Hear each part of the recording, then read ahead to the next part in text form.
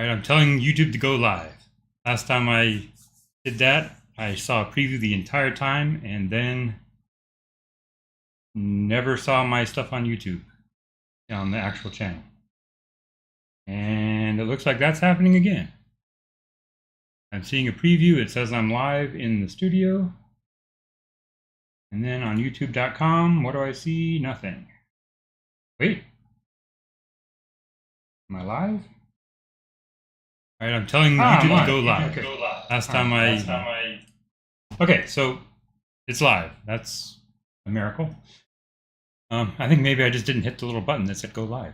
Or maybe I have two buttons and I have to... Whatever. Anyway, Glamorous Toolkit. That's the topic for tonight. So Glamorous is a... I guess a reskinning of Pharo, which is a... Okay, so there's a language called Smalltalk. Smalltalk is one of the original object-oriented programming environments, probably the original object-oriented environment. It's where the term was created. It's got its own little very tiny language, and mostly it's about sending messages to objects. And so, you know, some people call Java or Ruby or Python object-oriented languages. You know, I guess they are, but you know, in Smalltalk, everything is an object. Like your text editor is an object, and the interpreter is an object, and like everything is an object. The actual source code that you're writing is an object. You know, it's a string, but that string is an object, and you can work on it. So anyway, Glamorous is an evolution of Smalltalk. But more importantly, it's also just a general purpose development tool for any language you want. So, which we'll see in a minute. So let me get into the this one. So when you, well, first of all, you go to obtain the thing, you go to I believe it's gtoolkit. Yeah, gtoolkit.com. And there's a nice web page. You can just download it. It shows some of the stuff it does. So it's got this user interface paradigm where you're basically interacting with a view, and then as you click on things in the view, you get like subviews off to the right, and then you wind up scrolling your view more and more to the right. So it's kind of like a stack of things that you're investigating. Builds off to the right, and then when you're done with that, you go back to the left and continue working on where you're working. And it's got all kinds of, it's self-documenting. It has this really cool, maybe I can make this a little bigger, really cool, they call it a Zettelkasten, and it's like a note-taking system. But you basically write books. Like, so this the book about itself is in the database here, and then the other main idea about it is that it's got this really rich graphical environment. They rebuilt like the entire Smalltalk. This looks nothing like a traditional Smalltalk UI. They rebuilt all this on their own toolkit that is somewhere they say that the benefit is they got like one seam graph all the way down. So like everything you see on the screen, including your stuff, their stuff, the system widgets, everything is all in one great big gigantic seam graph. And so you can do interesting things like link a component over here with like the text of an editor. This is like a little editor component. I know my head's in the way. So it's a really neat little system. I last played with it probably about 2 years ago, so it's developed quite a bit. Or I guess seriously looked at it. I played around with it a couple times, but I know it's 2 years ago because I found this TS Pharo Git repo, in which I did some attempts to make Rust binding for this. So it's got a parser library. It's got several parser libraries built in. It's really meant to be a tool for exploring source code in any language. So of course, Smalltalk has a Smalltalk organizes itself so it has like an object database, a model of your entire library and all your source code and everything is like in the environment, and so you can inspect everything, all the documentation, all that stuff is there. So that's a natural environment to do this kind of stuff. But then you can also import Python, Java, and other JavaScript. And I'm not sure. I think Java and JavaScript are definitely covered. And then they have tools for writing parsers for other languages. So I made a very clumsy attempt to write a parser for Rust. Where's the in their parsing language, which it looks like.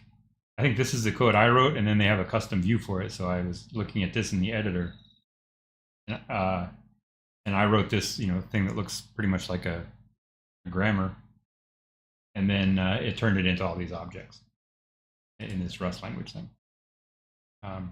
Usually in Smalltalk, there is no like source code. It's just a database, right? So there is no particular syntax for writing classes and methods or method definitions. But I guess somewhere along the line, Smalltalk generated or sprouted this serialization format. So. Right, so this is not actually Smalltalk syntax. This is just the serialization syntax for Pharo. And then it allows you to like check your code into GitHub, which previously you would just use Smalltalk itself as the version control system. But the problem is then if you somehow broke your Smalltalk environment, then you might be out of luck. Anyway, so my goal for tonight is to get this working, is to get this back in there and see. I don't remember. I'm not a Smalltalk expert, and I'm not an expert at Glamorous Toolkit. So I think what I needed to do though is I needed to. Right, so this is the front page. When you download and install Glamorous, you get this. It comes with this, and this is that book that you were just seeing there. So you can get all the juicy details. Probably my one complaint, or my number one complaint about Glamorous, or they call it GT in all their videos. By the way, they have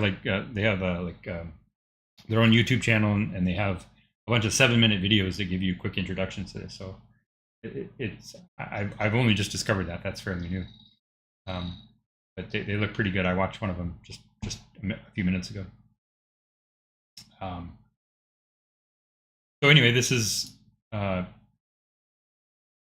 kind of a literate environment. And then if you pick things like, let's see, like this is, I'm not sure if this is the exact thing they show in the video I just watched, but no, it is not. They had something that's a little simpler than this.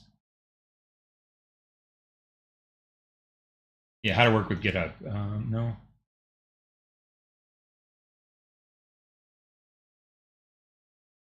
Okay, well, we can search this and say GitHub. Maybe it is this, but what they did was the video talks about how to build this thing, I think. All right, so if you, you click on that. I'm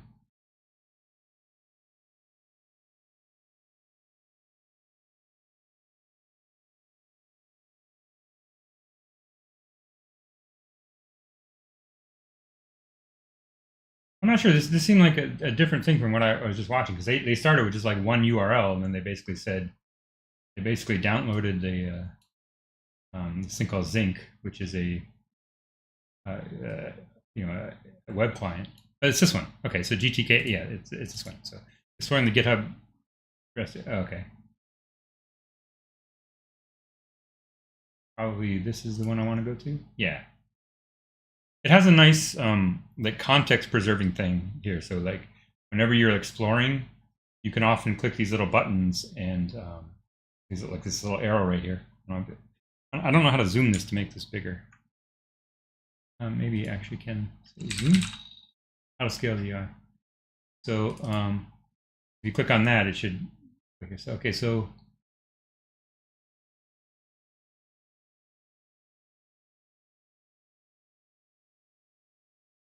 So you can click on this and run it. There we go. And so let's make it 2.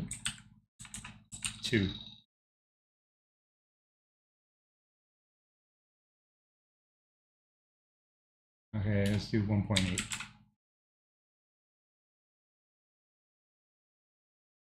Okay, so that's readable now, I think, I hope. At least it's readable in my preview window.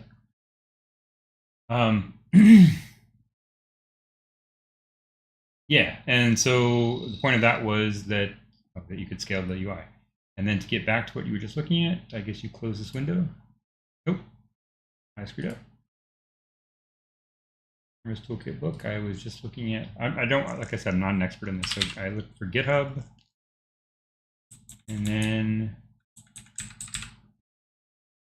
name pages, page contents. How to work with GitHub.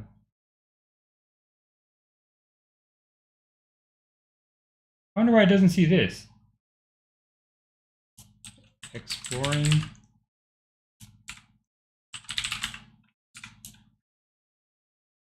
GitHub REST.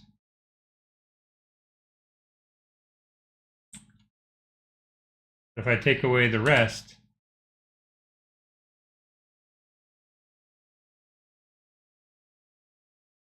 oh, I see. Maybe it's only showing me some of them. Act on category. Show me more. I see. Okay, so that button shows you more. Okay, so now, I guess, so this will drill down, I guess. Oh, interesting. Okay, yeah.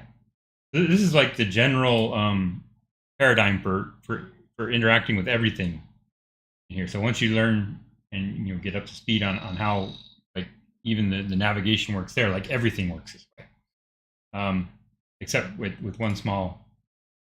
If you open a morphic world, you get like traditional Smalltalk. So you get like this is what you would get. This is something like what you would get if you downloaded Pharo by itself, Pharo, Pharo. But I'm not playing with that tonight. All right, so and then these things are what we'll use to get into it. So this video looked really good, and it's only 7 minutes long, and I watched it at double speed just before this, so I really didn't pick up on all the details. And I'm not going to. Yeah, okay. So, but I want to. But if I click on, yes. So if I click that arrow, you see it opens up this little sub window that's like inline, and then if I click the name itself, oops, that opened it. What is Optimum's great? Sorry, fun. All the details. And I'm not. And then that opened up my preview tab. But then if I click on the name itself, then it opened it over here.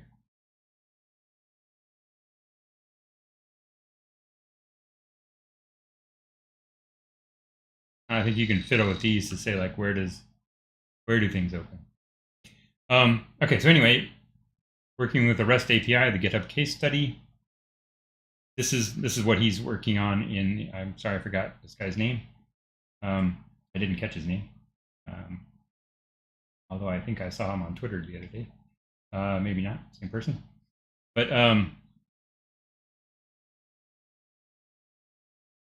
anyway, yeah. So he started with just the plain old JavaScript. So I guess if we open this, then we get it's opening in Firefox. I mean in Chrome instead of Firefox. You get this. You got some HTML like that. I guess he's maybe ignoring. He just downloaded the. Oh no, that is GitHub. I saw Fink talk. Fink is the name of the company that makes Glamorous Toolkit. They're a consulting company, and they help people. They help companies inspect and maintain like legacy code, make their code more understandable, and so they fund development of this project through consulting. Kind of neat, kind of nice. So basically, yeah. So the reason I'm talking about this is because I want to do this for Bex. I want to make a wrapper for my software that is a little HTTP server, and I want to be able to inspect it and interact with it. So I tried to pull this up to get a like a preview of what they're doing. So basically, you got a URL. You use the ZN client from this Zinc thing that comes with the Zinc library, and then you know, this is small talk right now. You say this is defining a variable. This is a class name, and so you say new, get, and if you click on any one of these things, you get like a little browser for that thing. So you can see like what that method looks like. You can see what the get method looks like, and so on. Smalltalk executes left to right, and so we're basically saying JSON gets, and then you start with ZN client being some global class name. You pass it a message called new, then you pass it a message called get, and it has a colon after it, so it gets so it takes an argument, and then the argument is URL, which was defined up here, and then the end of a Smalltalk statement is a period, so that completes the statement, and that's what happens there. And then the same thing. So this is stone is a Smalltalk object notation from string JSON. So I guess I'm not entirely sure what that is. I guess that's the Smalltalk version of JSON. And so this is probably what I want to do tonight. Right now, Bex, so my package is a tool for working with Boolean expressions.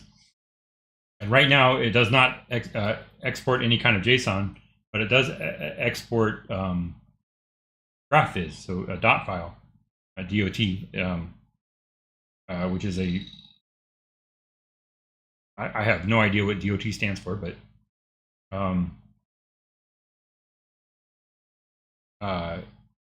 graph.viz is a library for laying out graphs, and so you write this little language and lay it out. And as you can see in the background here, this is actually a screenshot of Glamorous, or I imagine it is.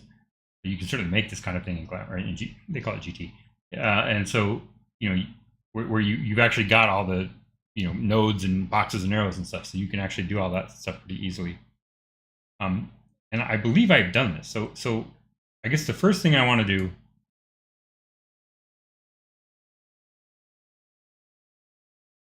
after all that rambling is I want to open a repository, load a local repository. So that is on my D drive. Again, I have not done this in 2 years. So then I keep all my stuff under ver for versions, at least all my personal stuff. And then where would we look? We would look under tsphero. And then you say import. Okay. And packages. And Bex debug. Let's start with that. Let's see what these are. Load and load. All right, that loaded fine. Packages, and then all of these were things that I made in Smalltalk, and somehow there's a button to say like export or to sync this. Well, I'll show you in a little bit. But basically, there's a database of all the objects that are loaded, and now this just got loaded into the database. So whatever's in TangentsForm, I don't remember, but whatever code I wrote in there should now be part of the Explorer when I go exploring. I'm just going to load all this. So I probably won't load Rust because just in case it conflicts with something they did. But I guess I started on a parser for K3, which is a dialect of K I use at work. Yeah, so packages, samples, and then Bex debug. So what I did last time I worked on this, somehow I made a couple like small experiments with just like their drawing tools because they have a nice Canvas API and a nice system for making interactive graphics. and I was able to get like some basic drag and drop stuff working, but I don't think I got as far as making as like drawing any of my graphs. What I did instead was I showed what I did at the time. I believe was I was taking one of my solvers, the new one I was working on something called a swap solver at the time. I have not talked about what the swap solver is on any of my streams or anything, but basically it's a binary decision diagram. So I think a big binary tree-like thing. And it's swapping the rows up and down. So each row represents a single variable, and it's swapping the order of the variables up and down. And also substituting in new definitions. So whatever's at the very top gets rewritten in terms of other variables, and so the tree keeps growing and growing. And then you keep bringing things to the top and rewriting them there, because it's, for various reasons, it's quicker to rewrite them when they're at the top. And it's quick to switch up and down. So, I believe what I did is I had one of these little Explorer panels, that showed something like this, and it showed a diagram of just how many levels there were, and it almost made like a bar chart to show how wide they were. And what I quickly saw was like, well, a binary tree expands exponentially, so it was kind of a useless exercise. Because it was very short and very wide, and it looked kind of funny. And I didn't get much further than that. What kind of got me interested in this recently, by the way, is just that I discovered that they're now writing parts of the system in Rust. And in fact, I've got a Discord up right now, and they have a Discord channel here. And so Tudor Girba, I'm sorry if I'm butchering his name, is the kind of the lead on this project. And I asked, like, how do you actually like expose a Rust thing? And so I got interested because I saw this on their blog.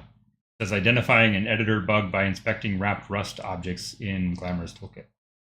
And so it turns out that they're actually writing parts of their system in Rust now. So they have taken the Pharaoh virtual machine and wrapped it in a Rust executable, and then they have plugins that are built in Rust. And so he was answering my question, which is how do I do this? And the answer was, well, it's not quite ready to go yet. And so but you have to basically write your own plugin. And I said, well, I'm willing to do that work, but I'm not willing to do that work tonight on stream and on camera when I don't know anything about it. And so what I think I'm going to do instead is, or what my plan was to do, my last stream, actually, where I forgot to press the button or whatever I did wrong, was a stream about using ChatGPT to make a web server with WebSockets. And now that I know how to, I'd done that many times, but I'd never done it in Rust. And so now I know how to do it in Rust, or at least I have an example code that I know works, and I've tested it. And my thought was I would take that and I would use that to make a new shell for Bex. So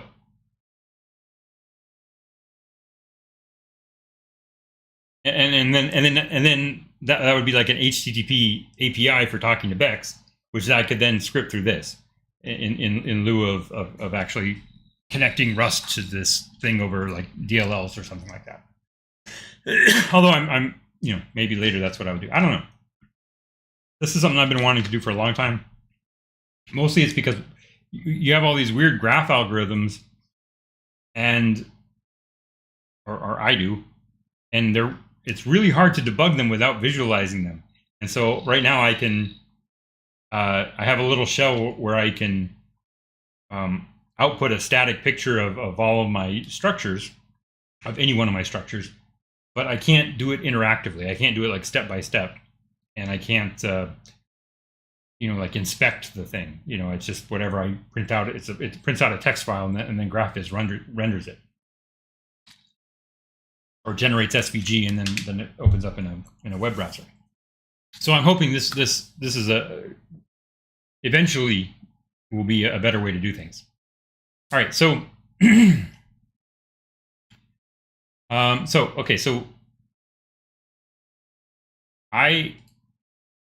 with all that said, I believe now browse and manipulate code. So I think if you go here, you get the package hierarchy.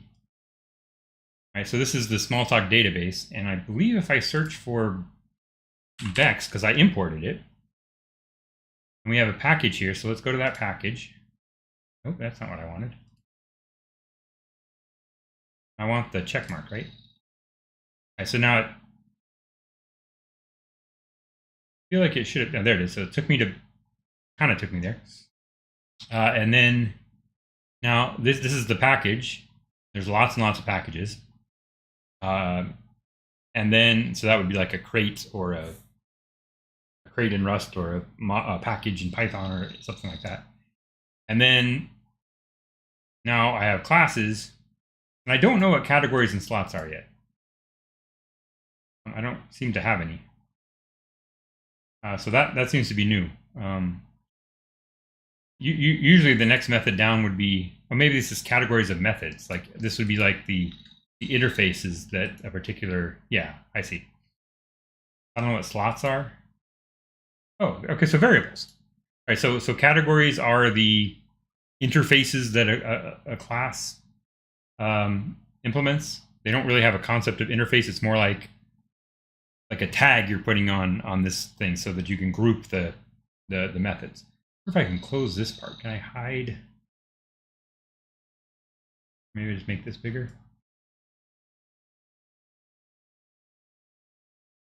I don't seem to be able to, maybe I can resize it. All right, so I can resize that part if I want. All right, so yeah, Smalltalk has always had these little browser concepts, but this is, usually they're full screen things, or not full screen, but little windows that you drag around. And so now they've moved a browser. This is called the browser into their I forget what this is called. I think this user interface paradigm is what Glamorous is, or what it originally was. I'm not sure. Maybe I'm wrong about that. All right, so Backspace is what? Comment. Storage for V. Oh, right, Bex. So Bex is my application. BEX stands for Boolean expressions or binary expressions. And so a base is a storage for variable for the binary tree nodes. So they're a triple of a variable on which the node branches, and then a branch and a low branch.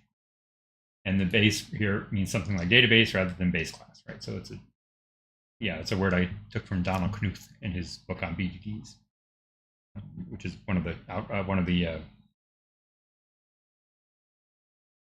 data structures I use. Okay, so all these things that say AST. Oh, okay. So AST is abstract syntax tree, and so there's two contexts here where the term AST makes sense. One is when, but look at that.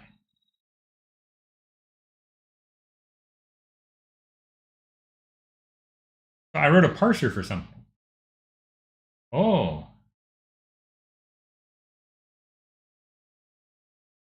Okay. Yes. Okay. So this is the other context. So the two contexts are that one, Bex has a notion of a thing called an AST, which is an abstract syntax tree for the Boolean expression that you're doing. But this, I believe, is these things are all generated from these two classes. So I wrote these two classes, and then the system generated these other classes for me. So I don't actually know what this one is. I don't know what the T stands for, but it seems to be like a class that would, is it a trait, perhaps? I bet it's a trait that you can mix into any other of your other, mix into one of your other classes. Yeah, so this is like a mix-in kind of thing. I'm not 100% sure what the concept of trait means in Smalltalk. It's not quite what it means in Rust. I think it's close to the idea of a mix-in in like Python or Ruby or something like that, where it's like an object you add to your objects. I'm not 100% sure. I don't believe it's part of like core Smalltalk. I think it's something that has been added as a. I mean, like everything has been added as a library to Smalltalk. Smalltalk is a very extensible language. Okay, so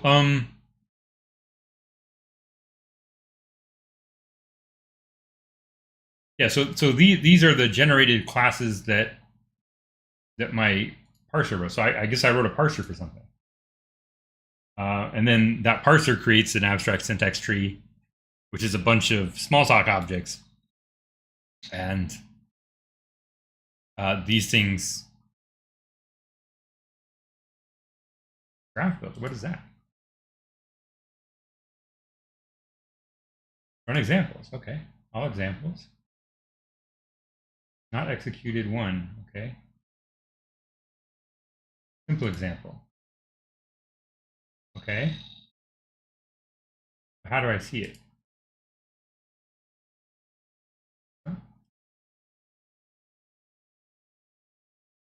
Hang on.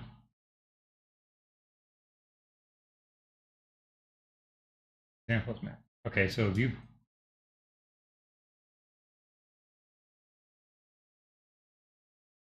This is not what I made. I think if I click I to inspect this, no. Set to actual size. Examples, okay. Okay, yeah. This is what I made. I made this view. So I'm not sure what to do. So this is where I was saying I'm not exactly sure what this is. Or I'm saying what these numbers mean up here.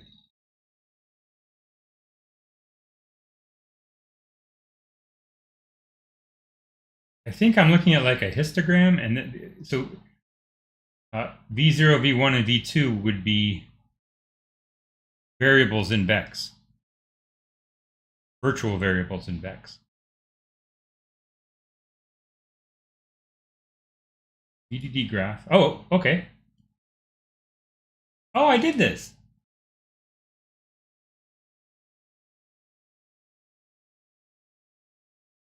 Right. Okay. So this is a BDD that came out of Vex. I did not know I did that. Okay. So it's saying it's branching on variable 2.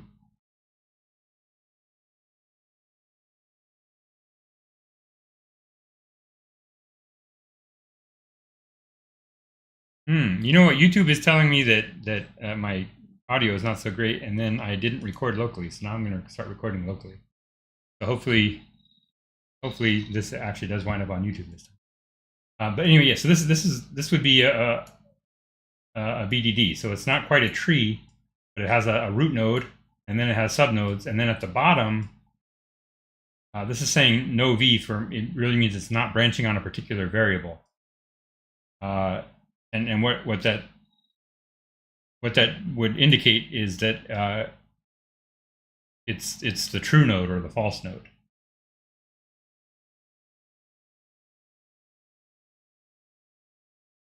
And also, it's supposed to be a binary tree. So I think what's happening is that one copy of the true node is being, or the true or false node is being drawn here, and then this has a link to true and a link to false, and they're and in Bex there's actually only one node. Or there isn't even a node there. But there's like one like constant. There's a node for like the constant, and it's either true or false depending on a bit that you link to it, and that's true of any node. So if you have like the variable v1, then the link to it can either be just a raw link, or it can or be a link with an extra bit that says actually flip whatever's underneath it. So anyway, this is a representation of a Boolean function. And this is what we're seeing on the screen here is a very poor representation of that data structure, which so I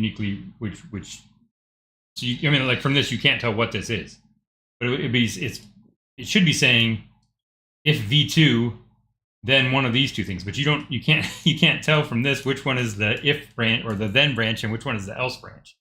You can't tell which one is the high branch and which one is the low branch. And then there should be a true node and a false node down here. And then also you should be able to distinguish the two links. I do understand why it's drawing it the way it is, partially because I didn't finish making the thing, but it's interesting that I was able to get it to work. So VHL triples would give you, so basically I built this little viewer that lets me see, that lets me view this data structure. And the data structure is, this is what I would call the base, right? It's like an array of VHL triple. So I call it variable is, there's no variable on this one. And high points to x. So I'm not exactly sure what this is. It's a weird way of writing it. I wouldn't write it. This should basically be called either O or I. So either 0 or 1, basically.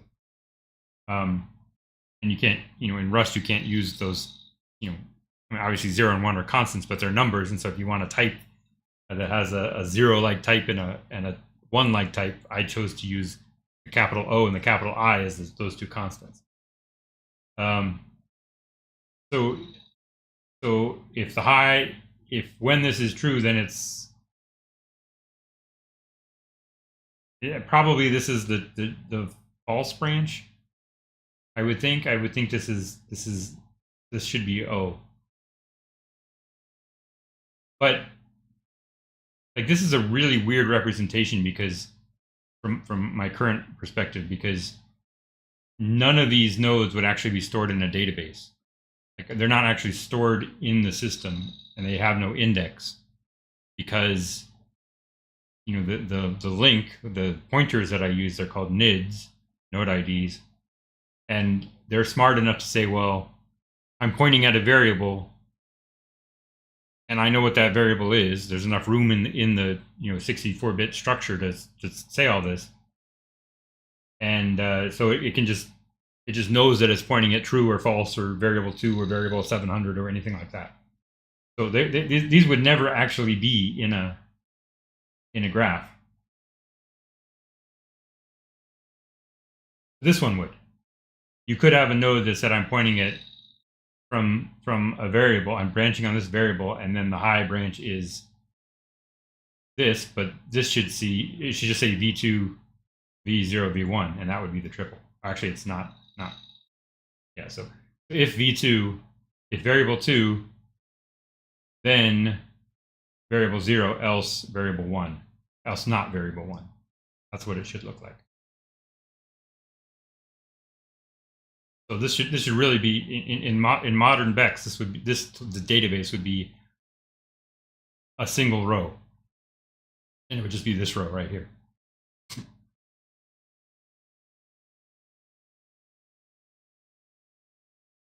That's interesting. So yeah, everything you touch, you can inspect.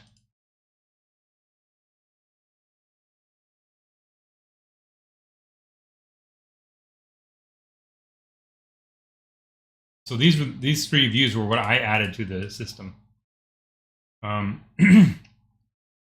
they're written in Smalltalk, and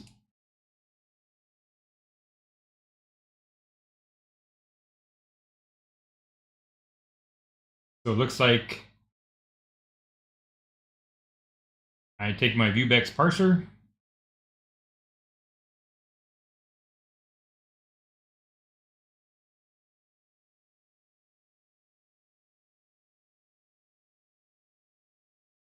Oh, okay. So ViewBex parser has a simple example, and this is the simple example for the graph builder. So if I take the parser,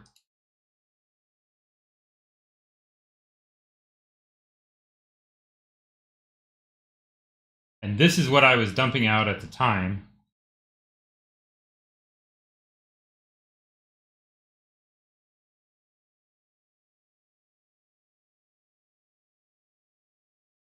Oh, that's true. That's absolutely true. So in the swap solver, those nodes actually do exist.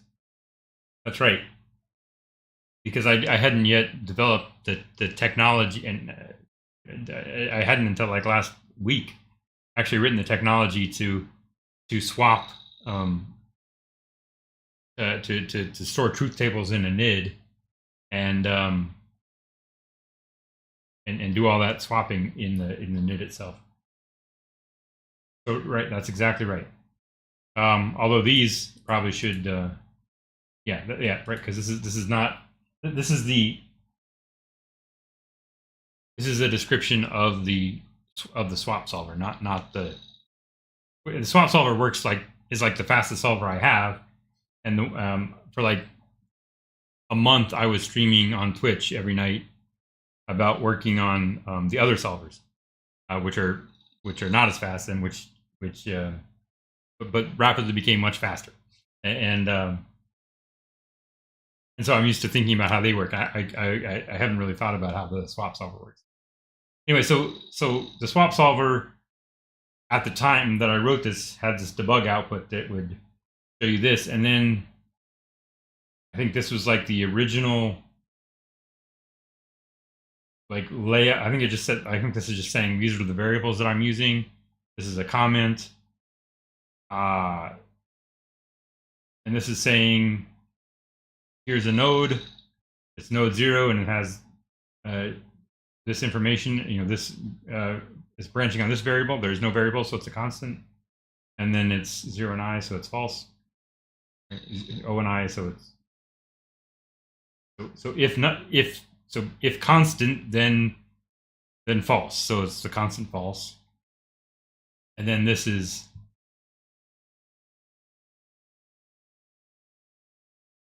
this this is that data structure that you just saw. Okay. Well, I like this. So this Glamorous is fulfilling the promise, because I wrote this code 2 years ago. I have not thought about it since, and like this is awesome. This is a great experience in terms of just learning my own, reading your own source code and being able to explore what's there. I'm liking this. Okay, so let's go back to. So you click on these. All right, so this is my leftmost thing. What happened to the? Oh, interesting. Okay. Okay, so that's how you get the browser up. What is what? Oh, I closed it. Close that somehow. What does this do? That's another little browser. This is okay. That's the GitHub stuff. Copy class, browse class. This is also a browser. Interesting. And then this is the example runner, which example test cases are examples in this.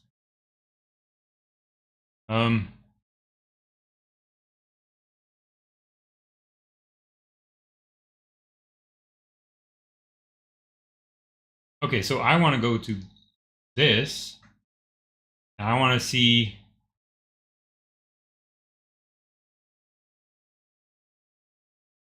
I see. So I wrote these 3 classes.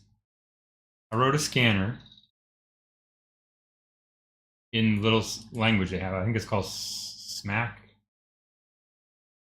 Smalltalk compiler, SMACC, SMAC. Yes, this thing. So I wrote a SMAC scanner.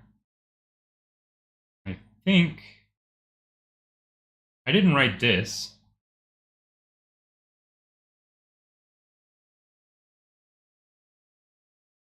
Maybe this one is generated too, because this doesn't look like I made it.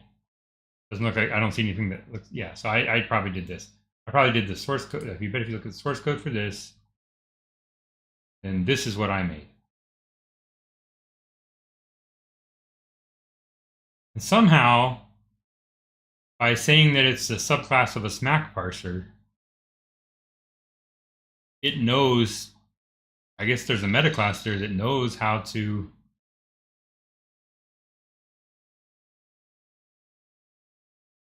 how to how to how to show this, right? Because you wouldn't just have a source tab on something that wasn't a parser. Like, here, let me open another. Well, let's open that ZN client, right? So if we open ZN client and we say inspect. No, that's good. No, that's not what I wanted. Oh, my mouse was being pressed down. All right, so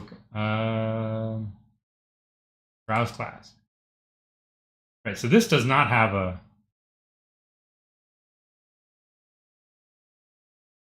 It does not have a source, because why would it? It has methods.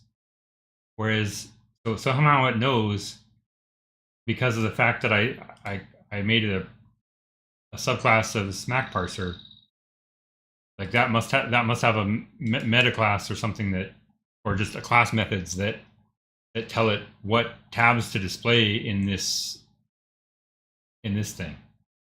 That's kind of the idea of that's kind of the idea of this whole system, is that everything you interact with,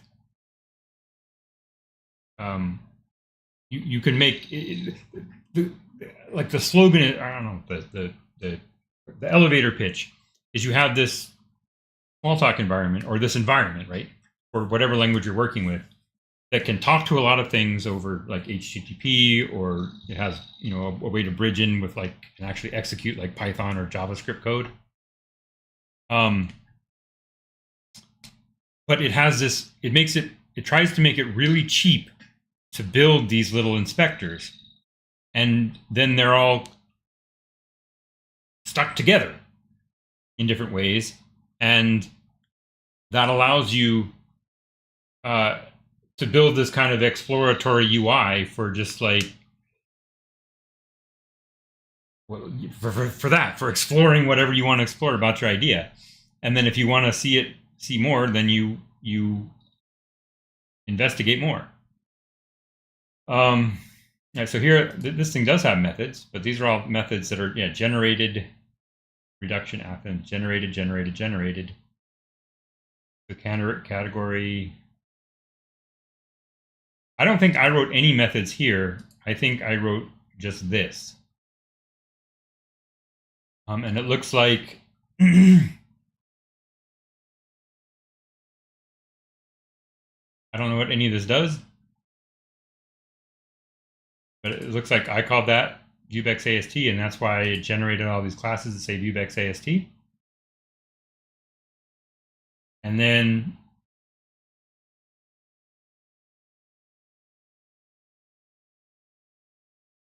right, so Vubex AST start node should be a class. Vubex AST start node, and then a start node visitor. Right, so it generated this for me. I guess presumably I could add my own things that were not generated, but I didn't do that. Generated. Yeah, I don't see anything that says not generated. So all I did is I wrote this. I guess I can look at this if I want to. Okay. Yeah, because I should be able to like pull up an individual function. Like if I want to see that function. Ooh.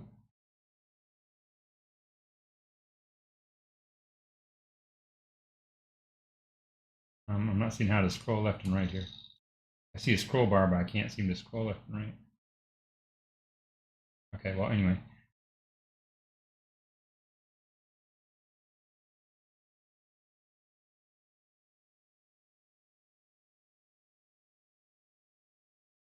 That didn't do anything. Did it? I don't know. Well, in any case, that's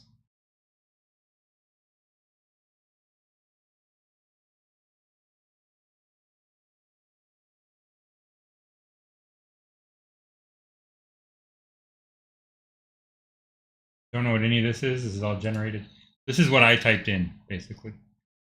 So the start has a header, followed by a label.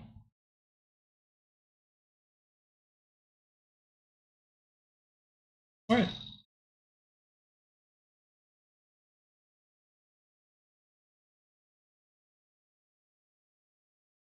So I bet the stuff in green in single quotes is maybe like a method I'm calling or something that's being, I don't know, because yeah.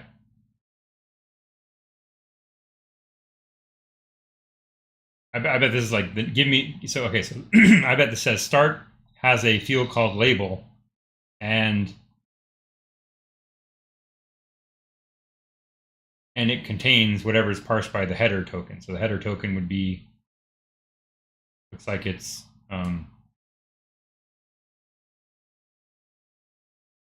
literally a colon and a bracket.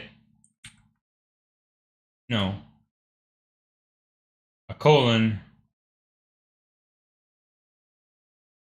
Oh, this is a regular expression. So colon followed by not a new line, any number of tokens, and then that's it. So that's the thing.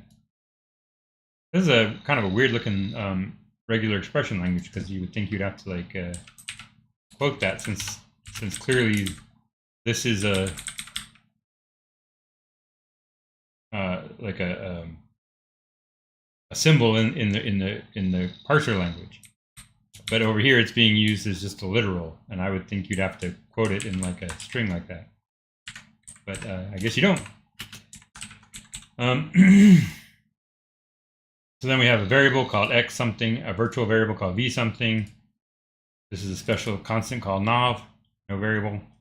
You have a number that's a bunch of digits. These are regular expressions. Self-explanatory if you've ever seen a regular expression. And then these are parser rules. So you have a start rule. So the start is the header followed by a list of variable names followed by a bunch of rows. A row is an index, which goes in the index slot, a vid, which goes a variable ID, which goes in the v slot, a ref, which goes in the high slot, a ref, which goes in the low slot, and the ref is either a reference to false. Oh, I see. XO is well, instead of NIDs, I use this thing called ZIDs, XIDs, which is an index ID. So this is the index. So the X version of the constant O, I guess. That's kind of a weird way to do it. I'm still kind of thinking about that. I want to try and unify the concept of NIDs and ZIDs in Bex. But like the basic idea is that a ZID, a NID branch, it has an associated variable with it, and these don't, and so it's a little weird. But ZIDs do not have a variable associated with them because in the swap solver, the branch on which a variable, the variable on which a node branches can change as the variables are reordered. Which I can explain we'll explain some other time. But basically, the algorithm means that the node stays in the same place, but the thing that it's branching on might change for various reasons.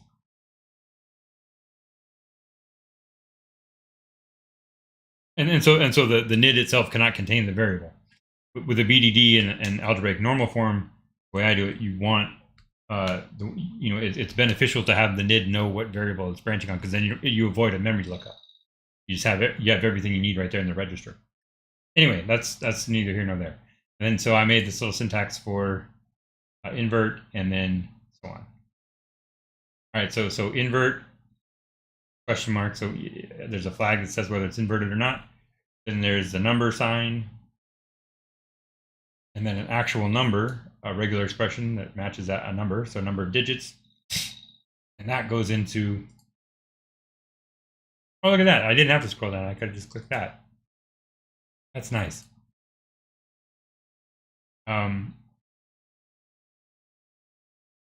Especially when you got like a huge file or something. So that goes into the NID, the node ID, and then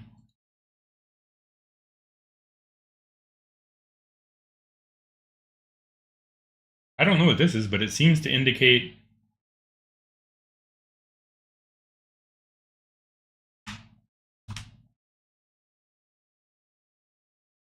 Oh, I see. I bet this is where you put Smalltalk code. So I bet this is like an effect. So you're able to stick code in there if you want to like do something with that. Like maybe take that number and actually like parse it. Take that numeric string and actually parse it as a number or something. And I bet you could put code in here. All right, so that's neat. This is useless now because I don't need this format, but it kind of shows how we would write a parser. And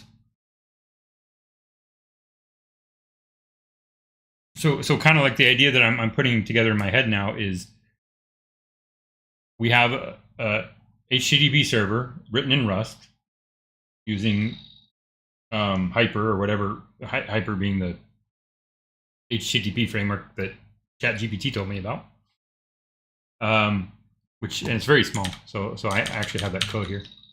So we have the HTTP server. These 64 lines of code here are the HTTP server with a WebSocket server. So how do I make this bigger? Control. Yeah. Oops. Big.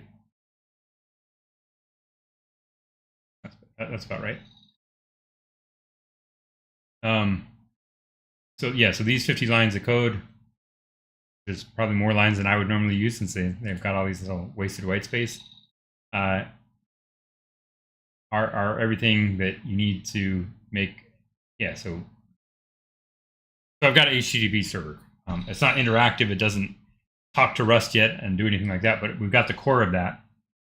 So I'm thinking you take that, you run it with a live Bex session or whatever, and you do all the things that you would normally do in the shell. So in the, sorry for the red. I know people don't like that. I like it. So in Bex here, we have an example called shell. And I mean, I can just run it, I guess. It's a very small language. Right? Again, this is 120 lines, most of which are commented out. And you can do something. So if we cdb ver Bex, cargo run bin shell, Bex shell. Let that run, or let that build. And yeah, so now you get this thing, and we can, what is the syntax? Is it x0? Yes. x0, x1, and then we say x1, XOR, and then we say show. And then that should pop up.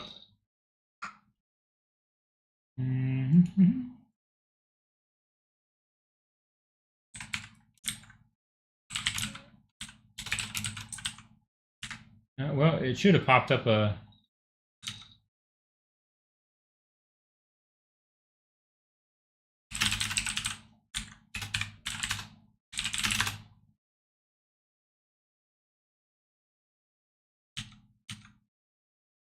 It should have popped up this file. I'm not entirely sure why that did. It should have made this.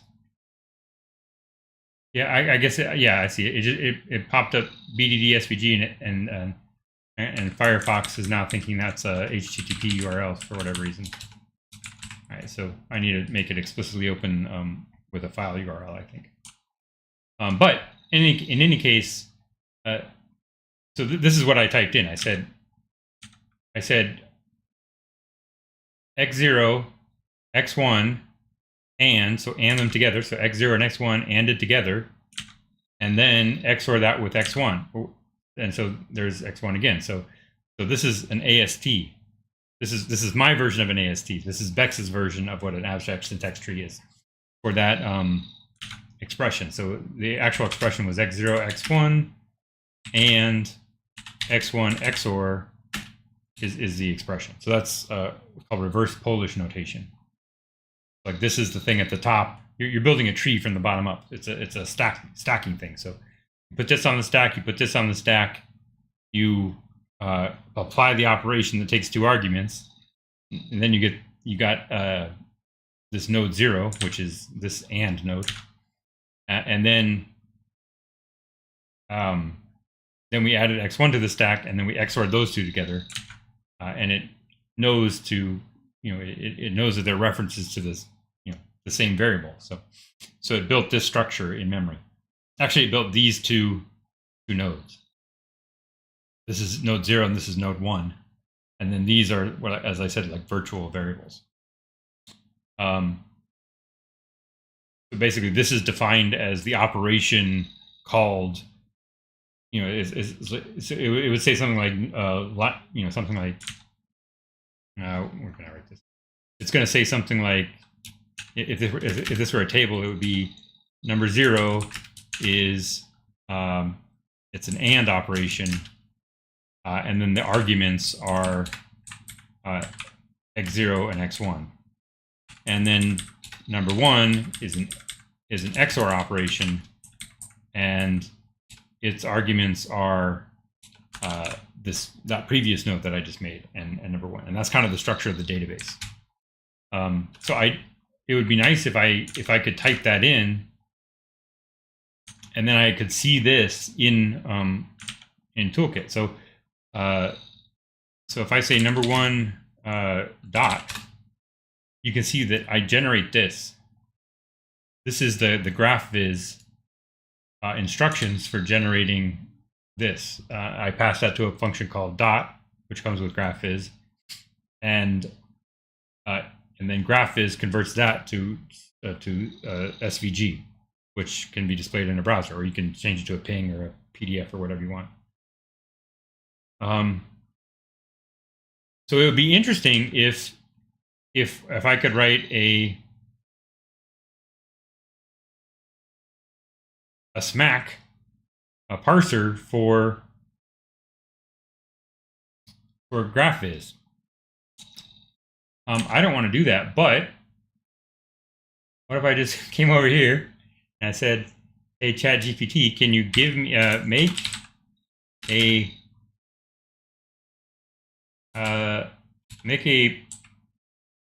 small parser for basic GraphViz dot syntax in SMAC for Pharaoh. I only need enough to parse the following file, and then let's paste that code in there." I have no idea if this is going to work or not. All right, but this is the kind of thing that, like, if it works, great.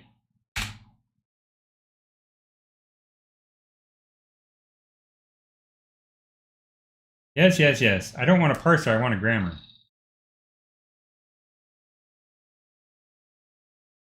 Yes, parser generate. Yes, I get that. I don't know if you can see what it's saying.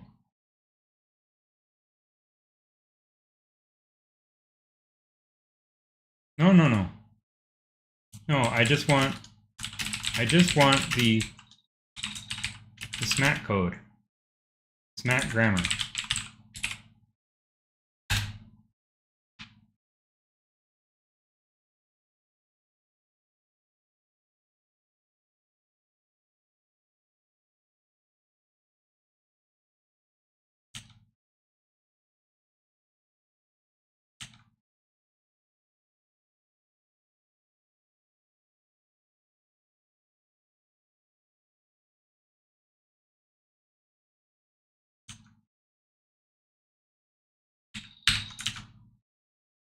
Nice, but thanks, but that's not SMAC.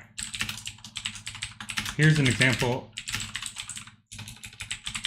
of a small SMAC grammar I wrote that works for a different language. that works.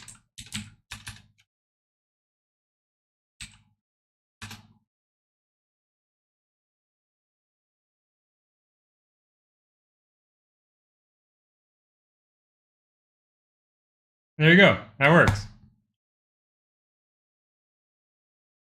All right, so we'll let that run. Let it do its thing. I'm probably going to have to tell it to continue.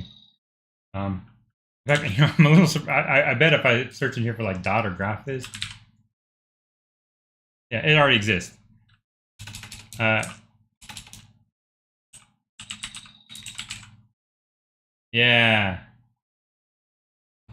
yeah, because so one of the libraries in here is called Mondrian, which is a little bit like D3 for Smalltalk. Basically, the idea being that you take your data and you just generate a scene from it, and it has support for this already. So I bet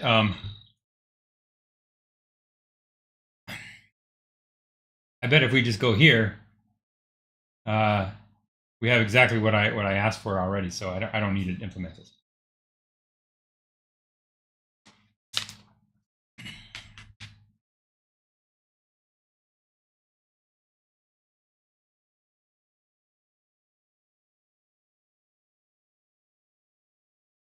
So let's see what let's just out of curiosity, let's compare this to ChatGPT's version. This is not a ChatGPT demo, but digraph. Yeah, so they did a, you know, they got the full language in here.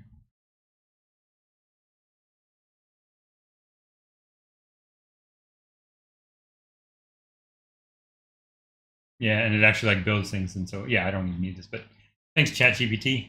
Thanks for being a guest star on my my podcast until I get the. I did a whole I did a whole talk with generating not this but this web server in ChatGPT, and it took about 2 hours to go from not knowing anything about any of these libraries to have a working WebSocket implementation.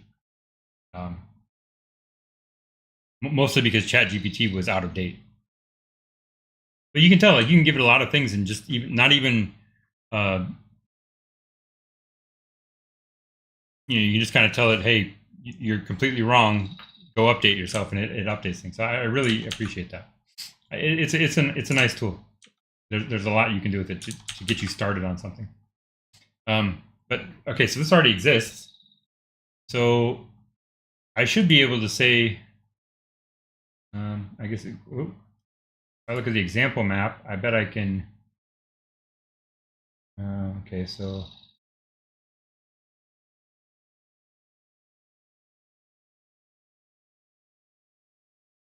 let's run this and see what it does. Run it and inspect. Why is that called a simulation example? Smalltalk at GT parser if present. Search. Smalltalk. This is treating it, so add is like treating something as a dictionary. So this is like get item in Python. So then this is a symbol. So get the GT parser.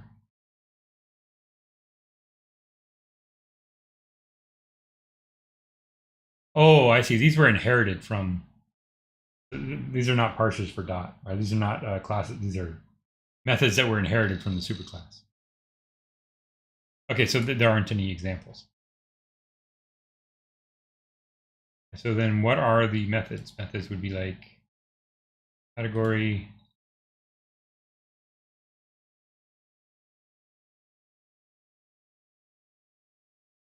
Class method, right? Like parse, right?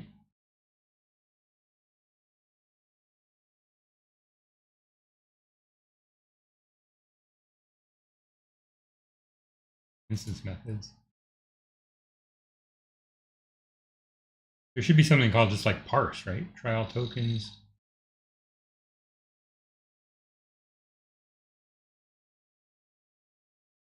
Do we have examples on this class? Oh no, wait, this is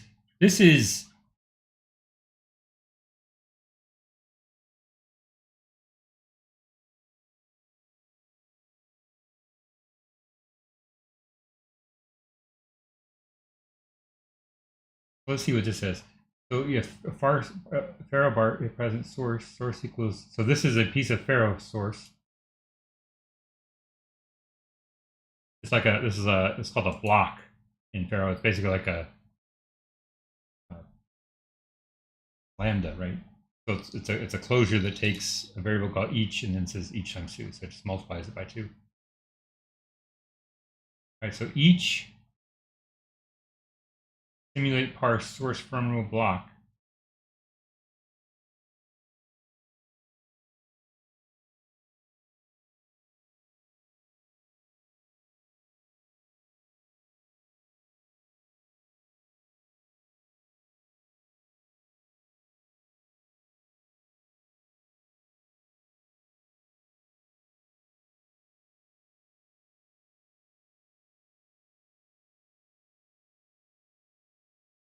I'm not sure what this is doing. So it's saying small talk, so talk to the small talk system.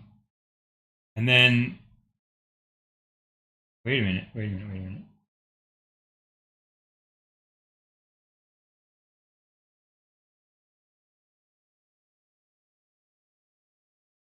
I can run this. But how do I just open a,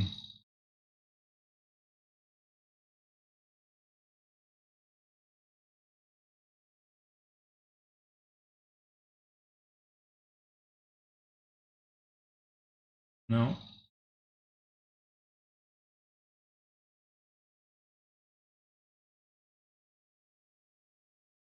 Okay, play and inspect.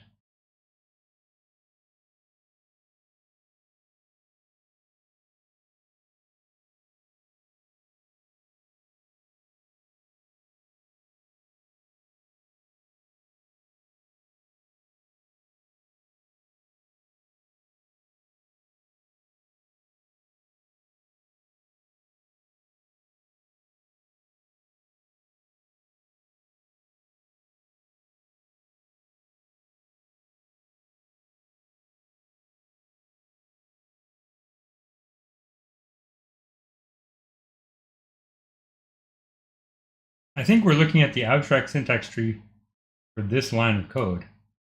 Because we got, oh no.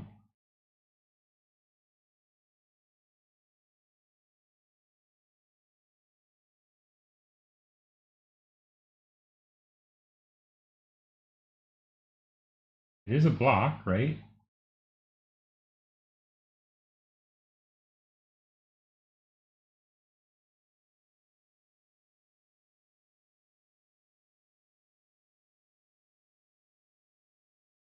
Sequence.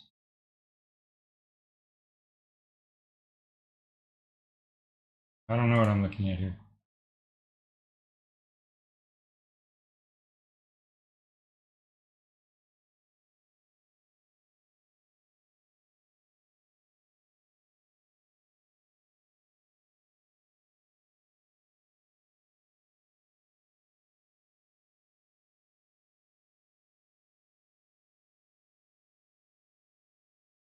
I think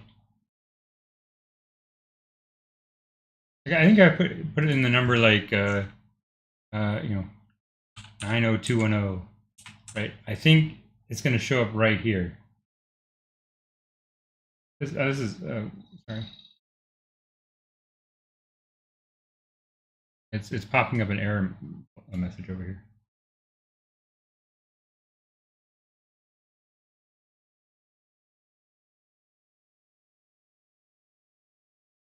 Assertion failed.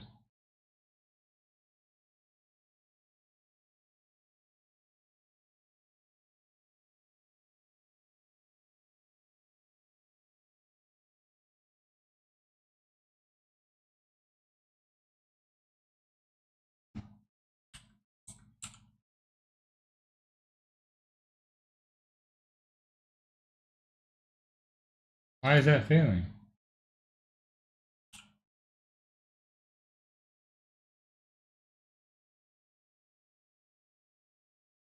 Oh, because whatever for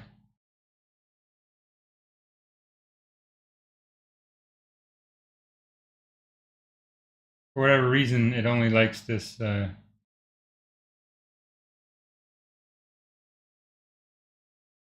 Maybe this is an example parser or something like that.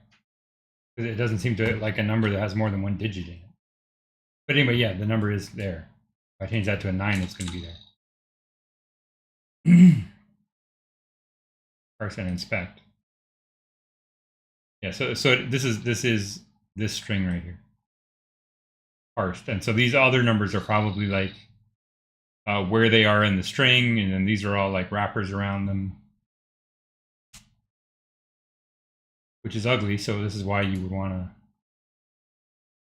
view like this, or even just like, you know, the object model. Okay, but so what is it actually doing is source from rule simulation parse.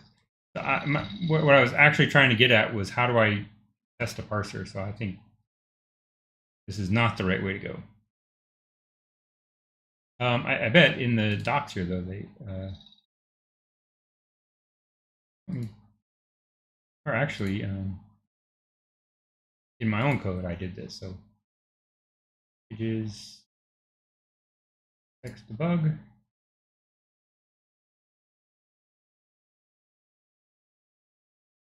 Oh, right. So you build a node visitor, and this is you subclass that, and then that's what you do. So okay, so let's see it in my simple example.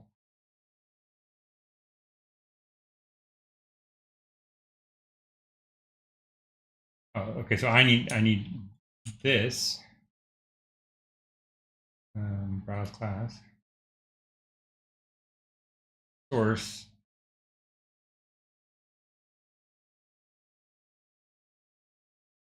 methods example. So I'm a simple example. I see. So if I click on this, then I would see all my examples, right? No. Sure. All right, so I must have made this. Yes. I don't want the result of that. I want to see the actual source code. Okay, so I guess if you click on the box, you get the actual. What was that? So the green box indicates that there was a green. Oh, look at that. See, then you get this little, you see what your window is going to be. And if you like it, then you can either interact with it directly, you can inspect the object. That's cute. That is neat. Yeah, so in this view, I don't know why I wasn't getting it for that little small talk example. Maybe I have to run it or something. But in this view, if you click on things, it should take you, yeah, the right side jumps a little bit, and you go directly to that part of the tree. Oh, you can't see it because my head's in the way, isn't it? If I click on like this NOV, it should jump me to, it's the variable slot in row 1, which I numbered row 0, but I guess Smalltalk starts with 1. Yeah, so it's got four rows. And that's it. That is the variable, that how much, there's no variable. I like that. All right, so yeah, so this is kind of a cool little thing. I don't fully understand all these things, but I like that. Okay, so the idea is you take some source code. Looks like this creates an array. This is the syntax for an array. So you just put strings in the middle.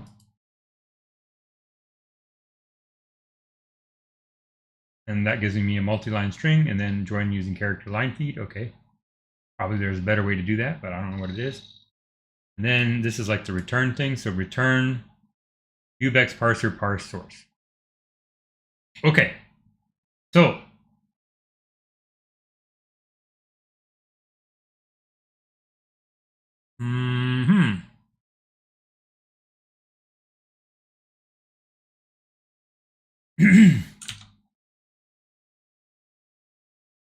just as I'm going to take this right here, and I'm going to put this in Bex. It's in the Bex directory somewhere. So just in the top level of Bex, I'm going to add a file called test dot.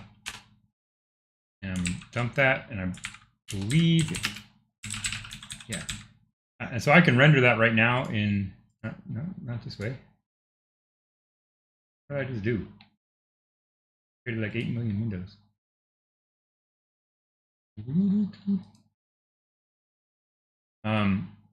Yeah, so Visual Studio Code has this little, has a plugin for graphics already. So I want to try and parse this now in so in Bex I wrote x0. I'll just copy what I x0 x1 and x0 x1 XOR. I guess I could have looked at the picture. Okay. So I guess that actually is the syntax for comments. Clean it up a little bit. That's how I would write it by hand, probably. All right, so I'm going to save this, and now let's open it here. So I'm going to open a playground. I have no idea how to do this. So again, where's ChatGPT?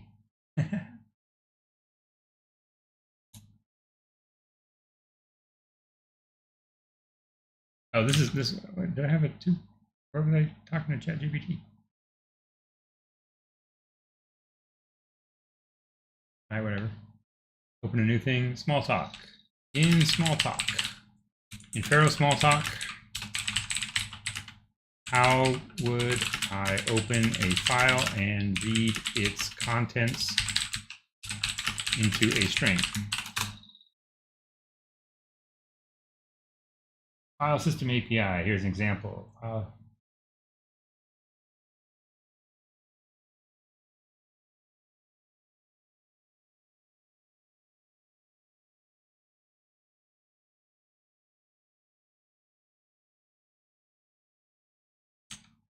Okay, so if we say file system, that's really all you need is the root here, because now you can say inspect it.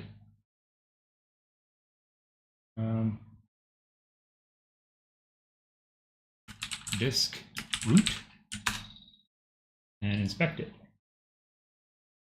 Oh, didn't like that.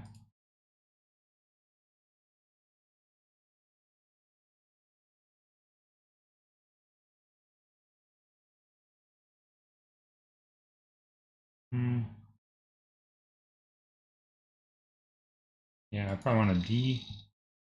And I want to go to ver X and test dot. All right, so now can I get info on this? Oh, I did, but that's not what I want.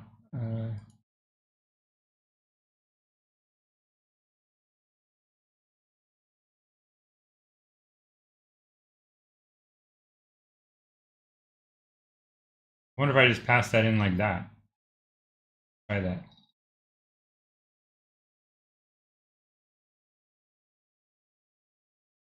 Or I bet if you just say at D, what does that do? Oh, it gives me an error. Okay.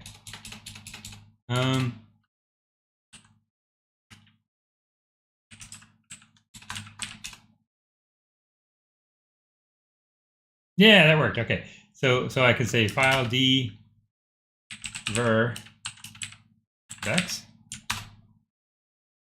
That's not what I wanted.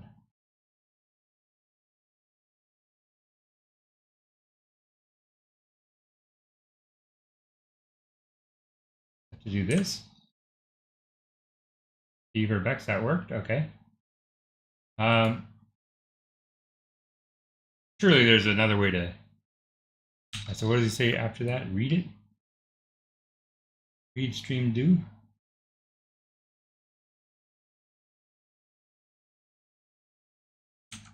So I just say read.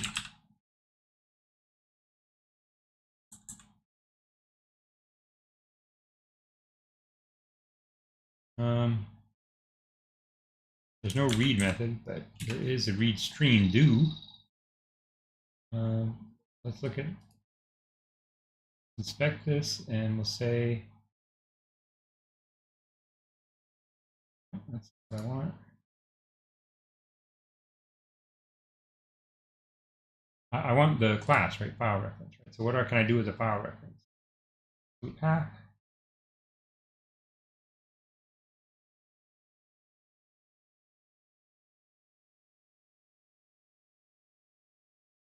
I see it in context. No, I want. I want this little plus button, don't I? That's what I want.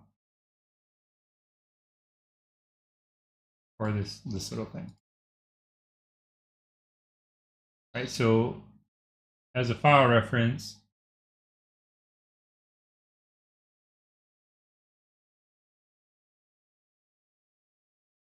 read stream. So I just say read stream. I bet that's what I want. Okay. Well, that's interesting. When you make this big, these little things go away. Okay. So if I say read stream, but I have to pick the file name, which was what? Test dot. And then read stream. I guess if I had just paid a little more attention, I would have seen that immediately. Does not understand.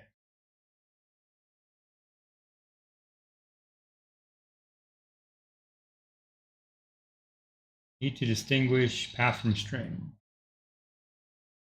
Oh.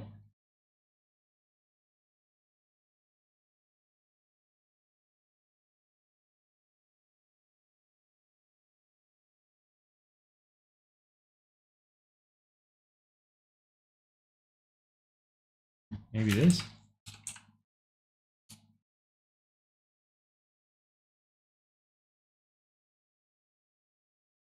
No. I don't think I have to do this. Probably just you can directly take the string and do something. I bet beaver Bex test dot.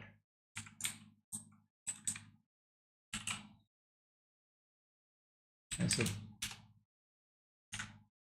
I bet you can do something with this. So you can expect this, and as a string,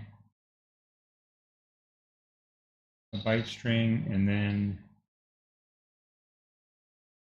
there's like a to something.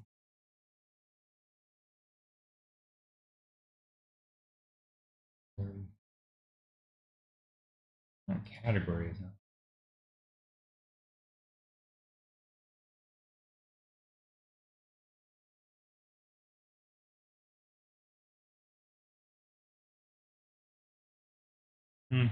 Okay, well, I don't know how to do it, so I'm just going to keep going with this one. So path, inspect.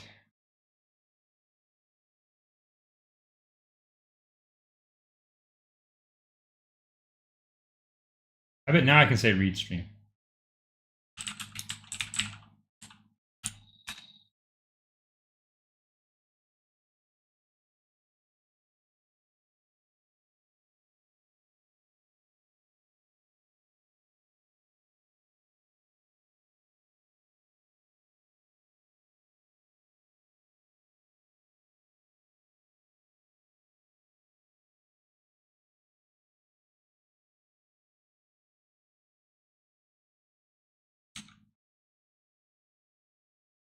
Contents.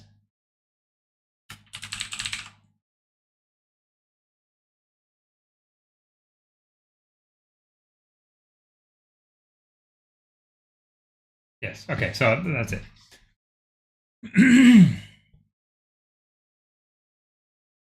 I bet there's a.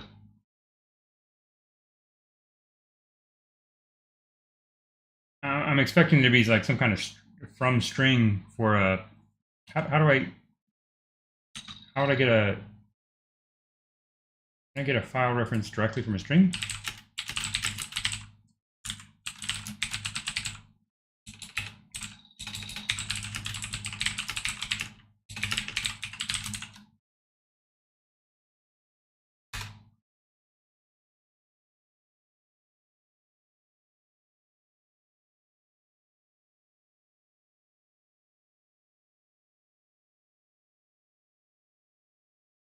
Yeah, as file reference. That's what I was looking for. So now I could probably say dverbex test dot. So I guess now I could say as as file name. I wonder what the difference between those is. As file name.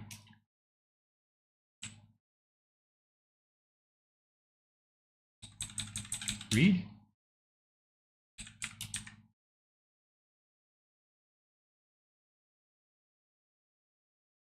A comment. This is a comment? Yeah, okay, so double quotes are comments in small talk. Okay, so I think I say like that. Does not understand read. Okay, so I didn't understand read. As file name. All right, so we'll just do as file reference read stream contents. And I bet there's still more I could do to streamline that. What's the keyboard shortcut for this? Control I.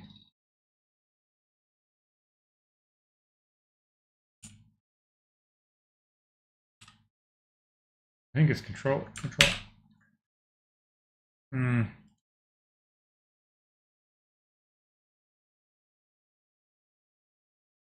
That I press like Control D, and that does it. That's like in the like Pharaoh or Smalltalk, you would say Control D, and then you would just do the thing, and then you would get it. But then there'd be like another control shortcut for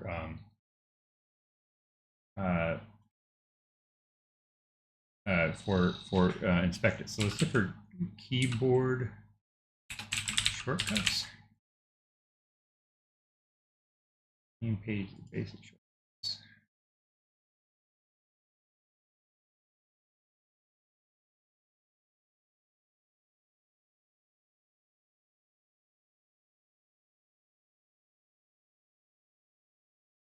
Control P. There we go. That just prints the thing. Prints it in line, so you get a little inspector. But how do you say inspect it?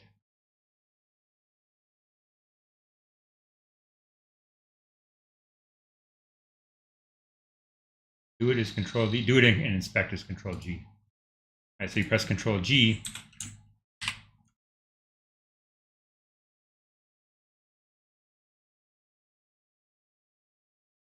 But it didn't like that. Kernel does not understand do it. But Control D does. No. Did I break something?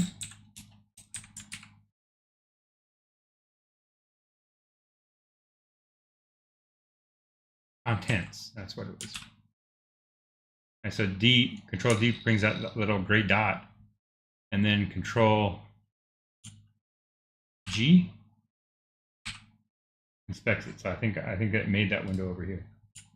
Control G makes it. Okay, so that's kind of cool. All right, so let, no, you don't say let, you say graph is equal to this. Graph is equal to this with a period at the end. And then, did that execute? Oh, that's debug.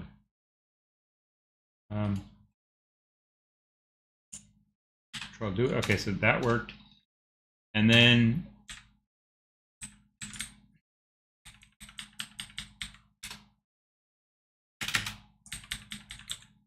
contents. And I think I don't even need, don't even need a space there. And then, so then it was dot parser, parse graph.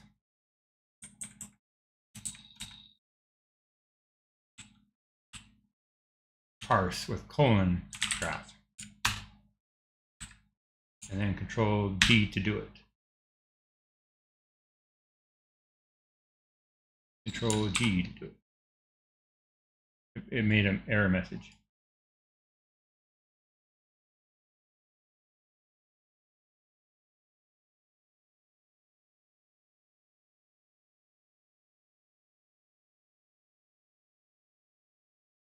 Okay, well, it's 10:21. Looks like I've been streaming for about 2 hours. Oh, somebody. Oh, sorry. So Avi Sternlabe says, "Is this for JPrez or what's the context?" Please type in chat rather than saying, because I'm meeting while I check out your older bits. Oh, well, thank you. So hi, Avi. Hi, Avi. This is something I want to do to help me debug Vex, but I also am interested in using it for making animations in conjunction with JPrez. Thanks for watching. I'm not used to having people talking to me, so that's awesome. It's been a long time since I had an audience. Usually I just talk to an empty room. But yeah, I'm thinking I'm going to wrap it up here because I found this very interesting and I've made some progress here. So in terms of getting, I was expecting to have to dump some JSON, right? So now I don't have to write a JSON dumper for this, assuming that the code actually works. Maybe it doesn't like, I have no idea what it doesn't like, right? But I would think this should work. But it doesn't. Oh, wait. So it's telling me,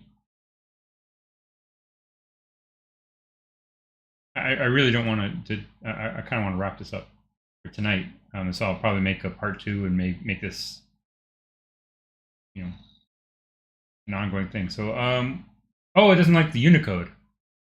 Okay, yeah, so I could just say, I can deal with that for now. So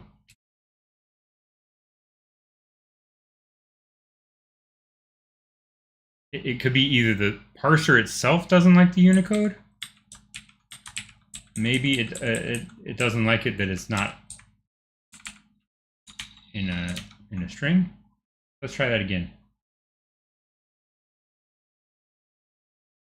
Doesn't like it, so let's just put XOR in there. Oh, probably this one too. I'm sorry, the window does not actually pop up on. Oh, it worked. All right, so I just had to put the quotes on those things. All right, so what I'm thinking is next time I do this, I will use this ZN client thing, to get like rather than doing this, I will say later, right? Do this, and then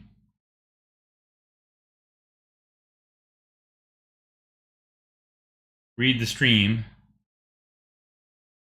probably from here. So probably it's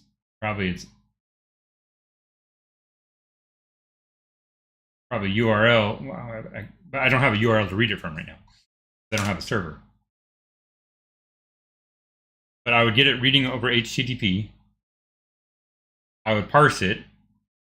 And then almost certainly something, since they have a parser for this, almost certainly there's something that generates a graph and draws the graph from this thing. I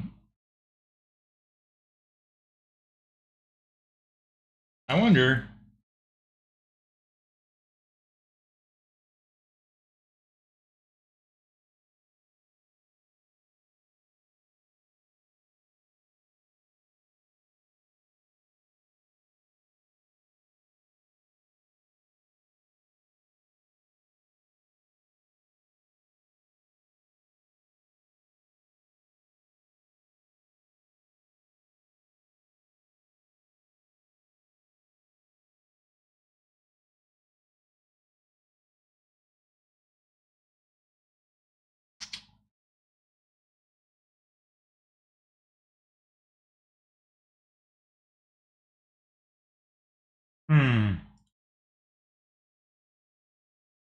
There's got to be something that visualizes a graph.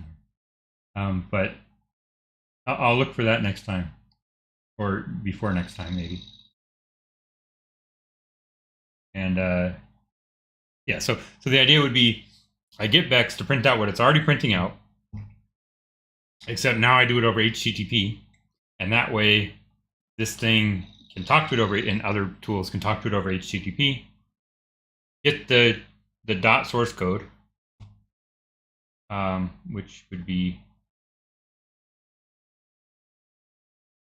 this. Right? No, this one. I only want to run this. Can I do that? So I get the source code.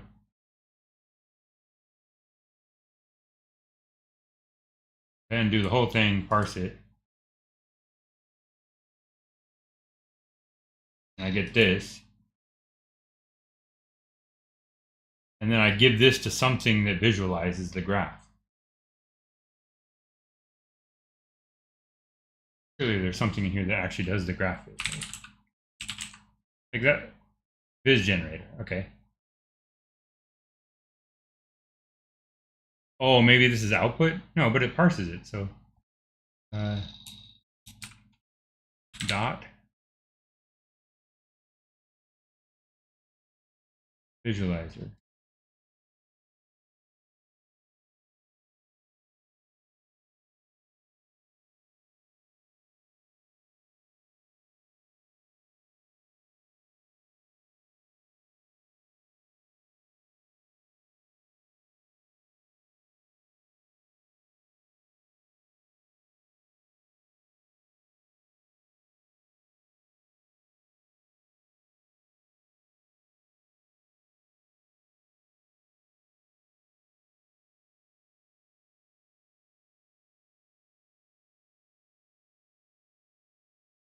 Yeah, this is this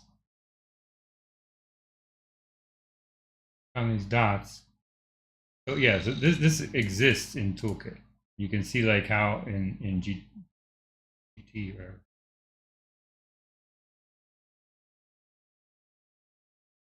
just out of curiosity, I wonder if it knows. I wonder if ChatGPT knows.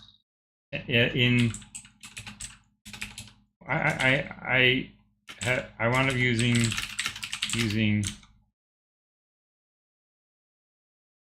what is this called? The dot parser from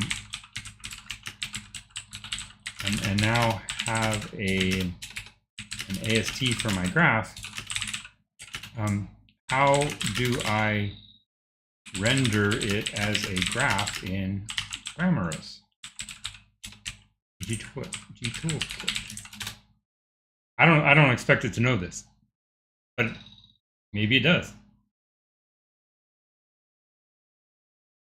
Rosal, I don't know how you say that name. So there is that is true. Yeah, it may not exist as a my knowledge cutoff.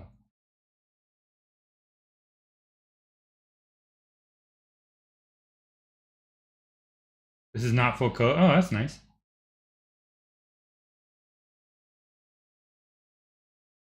Yeah, so with the nodes do this. I did that before. That's the code that I wrote, but I bet this is in there.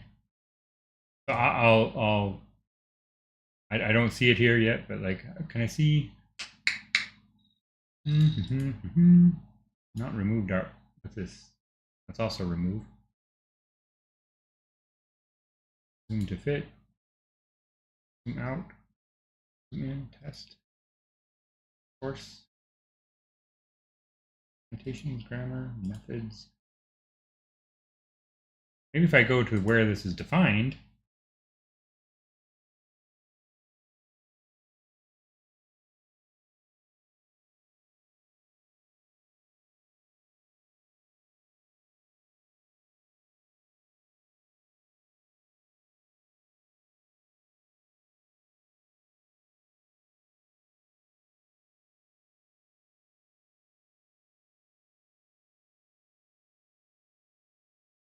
No.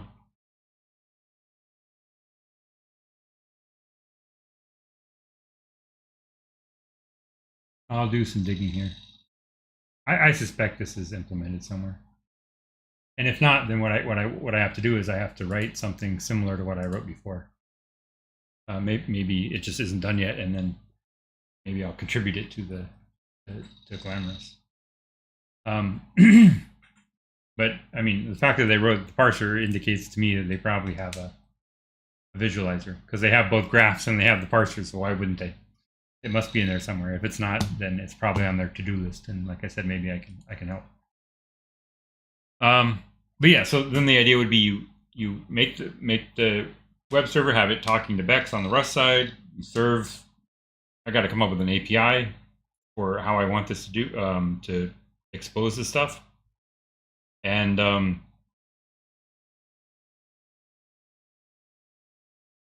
basically one of the endpoints would dump.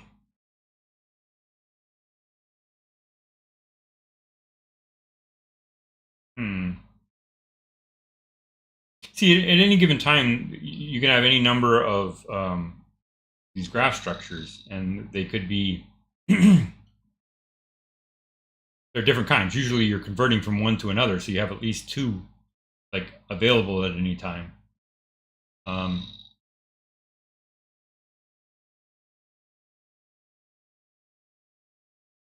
probably each one of those would have its own URL, and so the top level would be like, maybe like you have the top level URL, then you have bases, and then you have the current, the like a namespace, a name for each base that you're looking at, and then underneath those you could look at a NID, a particular node, and then under those you would have like a URL to get the dot representation of it.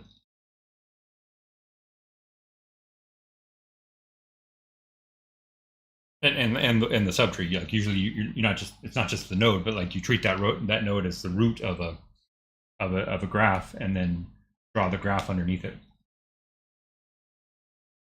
a root of a directed graph, a digraph. That's kind of what I'm picturing, and then then you would want to post things to the system, just like that shell does, where you'll either add something to a stack and then cause something to happen with it. So maybe even post a string like these. So this is a very simple, crude language. I haven't written like a real parser. The benefit of RPN is you don't need a parser. Like you just need a tokenizer. You just look at each word and you process each token individually and you do stuff. So it's much simpler than writing a parser. I like writing parsers. I just I actually want to make a. I have a J parsing library I made. I want to port it to Rust and do a video about it. So I've been holding off on that.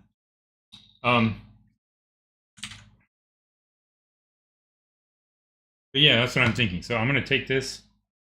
I don't really know how to save my work yet, so I'm going to. I mean, I guess I saved it before by using this Git repository thing, and I think the idea is that I just create packages and then maybe add a new package.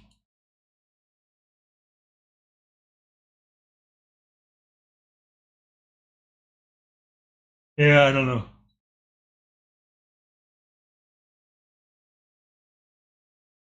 Well, yeah, so I'll probably actually would just use this, right? I would extend this, but now instead of viewbex, so viewbex is this ad hoc little format that I did before.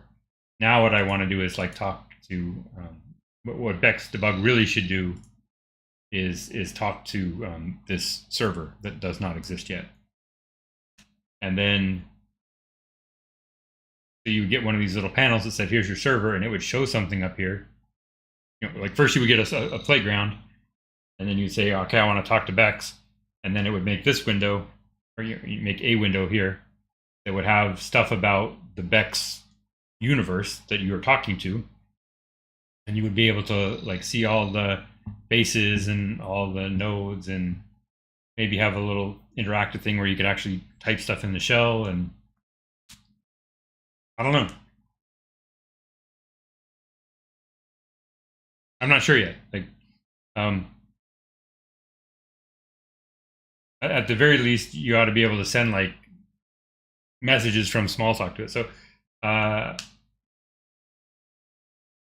don't really have a clear vision of what I want the like API to look like, or what I want the interaction, like the shell, to look like. What I actually want is to well, really, I just wanted to like establish the conduit and like learn enough about Glamorous here to be able to talk to Bex eventually, and draw stuff on the screen, which I didn't get to any of the drawing code, but I demonstrated that I have some code in here somewhere from a year ago or 2 years ago that I don't remember how to use, but it worked and it's in there, so I can inspect that later. And so it must have been easy enough to do in a short enough time that I don't remember it. And I just want to get some drawings on the screen and be able to like inspect what I'm doing. So more of that later. Yeah. Yeah, I think I'm going to wrap this up. So thank you very much for watching. I don't know when I'll be back, but yeah, I haven't had a lot of time for streaming, but hopefully, usually it's supposed to be Monday through Friday, and then or Monday through Thursday, and then today's Thursday, so I guess Monday I might come back. We'll see. Hopefully, I'll have a little more time next week than I did this week, and this will be a more regular thing. So yeah, that's it. Thanks for watching, and I will continue this another time. Appreciate it. And end stream.